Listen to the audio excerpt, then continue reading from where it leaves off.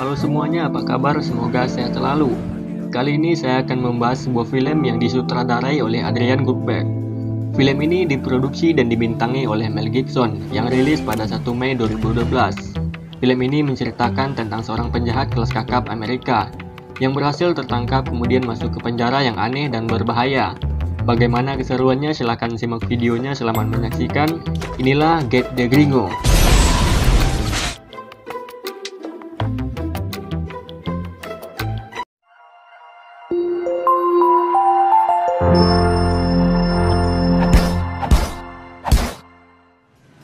Film diawali dengan memperlihatkan sebuah mobil yang dikendarai oleh seorang badut yang terlibat kejar-kejaran dengan mobil polisi. Terlihat badut tersebut membawa seorang temannya yang tampak sedang terluka.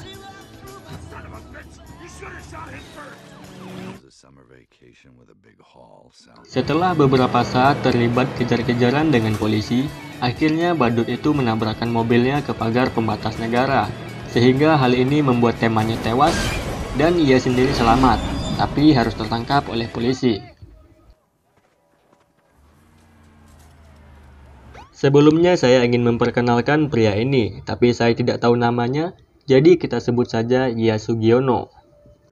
Terlihat polisi kedua negara tersebut memperebutkan Sugiono untuk menjadi tahanannya, karena Sugiono membawa uang yang cukup banyak yang sepertinya hasil rampokan. Akhirnya Sugiono dibawa ke penjara Meksiko.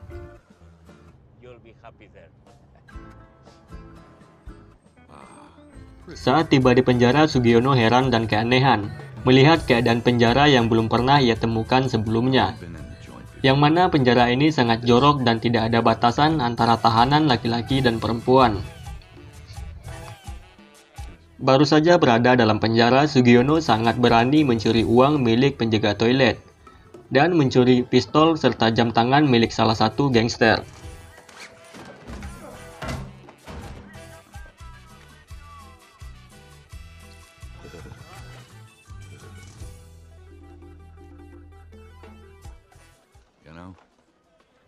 Keesokan harinya Sugiono mulai menjalani aktivitas di penjara.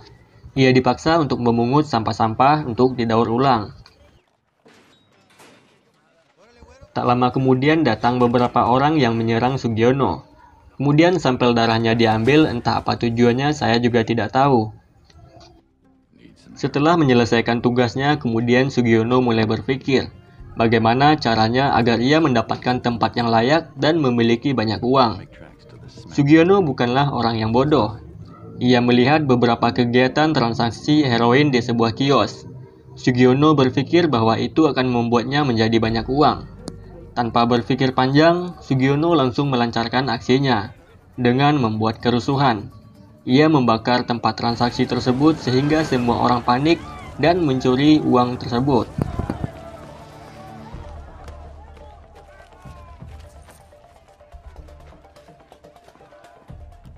Setelah berhasil menjalankan aksinya, Sugiono berbelanja di sebuah Alfamart dengan sebungkus rokok Surya dan tuak kaleng. Kemudian seorang bocah FF, kita sebut saja Alex, ia meminta sebatang rokok kepada Sugiono dan mengancam bahwa ia mengetahui kalau Sugiono pelaku pembakaran dan pencuri kios tersebut. Kemudian Sugiono memberikannya sebatang rokok dan sedikit berbincang mengenai kehidupan di penjara.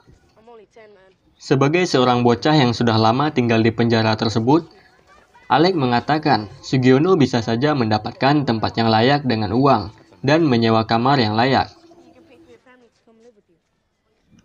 Keesokan harinya Sugiono menemui seorang preman yang cukup disegani di penjara itu dan menyewa kamar kepada pria tersebut.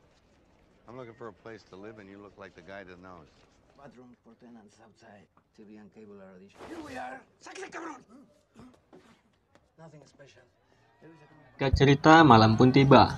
Suasana di penjara berubah seperti klub malam, yang mana begitu banyak wanita tahanan yang bekerja sebagai tukang elus. Sugiono memperlihatkan seorang wanita tukang elus yang selesai bekerja, yang ternyata adalah ibu dari Alex, yang kita sebut saja Yui Hotano. Namun sepertinya malam ini adalah malam yang sial bagi Sugi. Ia mendapat tamparan dari wanita tersebut.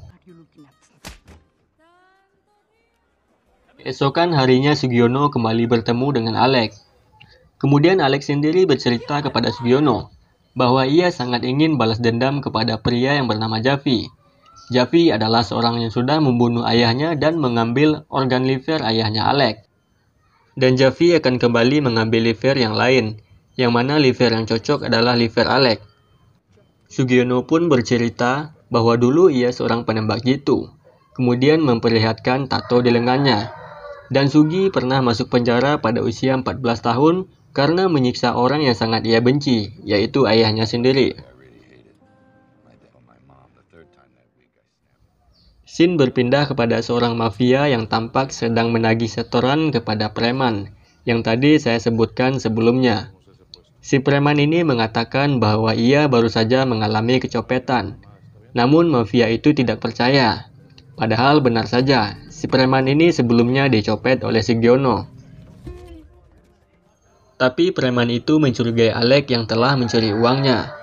Kemudian ia mendatangi rumahnya Alex dan melakukan kekerasan. Sempat terjadi perlawanan oleh ibunya Alex, namun jelas saja perlawanannya sia-sia. Bahkan preman ini akan memperkosa ibunya Alex. Namun beruntung Sugiono datang pada waktu yang tepat dan langsung membunuh preman tersebut. Singkat cerita, scene berpindah ke hari berikutnya, yang mana Sugiono mendapat telepon dari seseorang yang mengajaknya bekerja sama untuk mendapatkan kembali uangnya yang telah dibawa polisi yang menangkapnya. Tapi Sugiono tidak mempercayai orang tersebut. Di hari yang sama, Sugiono langsung menemui seorang pria parubaya untuk diajak bekerja sama mengambil kembali uangnya dengan imbalan dari uang tersebut. Setelah bernegosiasi, akhirnya pria itu menyetujui dan meminta anak buahnya menangkap pelakunya. Singkat cerita, uang pun berhasil direbut, tapi uang tersebut malah disita oleh Javi.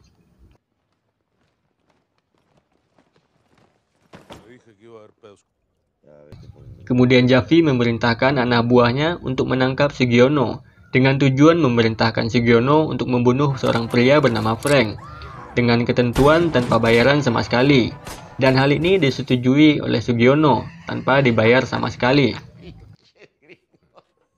Keesokan harinya Sugiono langsung pergi dengan mobil yang diberikan oleh Javi dan pergi ke negara Amerika untuk menjalankan misinya. Diam-diam Javi juga ternyata memerintahkan anak buahnya untuk mengikuti Sugiono. Dan hal ini disadari oleh Sugiono dengan sangat cepat. Dan marilah kita lihat apa yang dilakukan oleh Sugiono.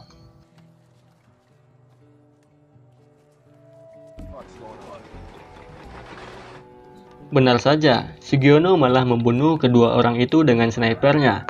Sampai saat ini saya pun masih dibuat bingung dengan siapa sebenarnya Sugiono ini. Apakah dia seorang agen atau memang benar-benar seorang penjahat kelas kakap? Karena di sini kita bisa melihat bahwa Sugiono memiliki keahlian dalam mencuri, menembak, bahkan strategi melepaskan diri dari ancaman. Oke, lanjut. Singkat cerita, Sugiono tiba di tujuannya. Kemudian dengan identitas samarannya, ia menghubungi beberapa orang penting sebagai target pembunuhannya. Sugiono mengundang beberapa orang untuk hadir dalam sebuah rapat penting di suatu gedung. Keesokan harinya semua orang itu datang dan berkumpul di tempat yang sudah ditentukan. Sugiono menyambut orang itu dengan berpura-pura sebagai tuan rumah. Tanpa membuang waktu, Sugiono melemparkan bom tepat di kaki kedua orang tersebut dan pastinya auto mati.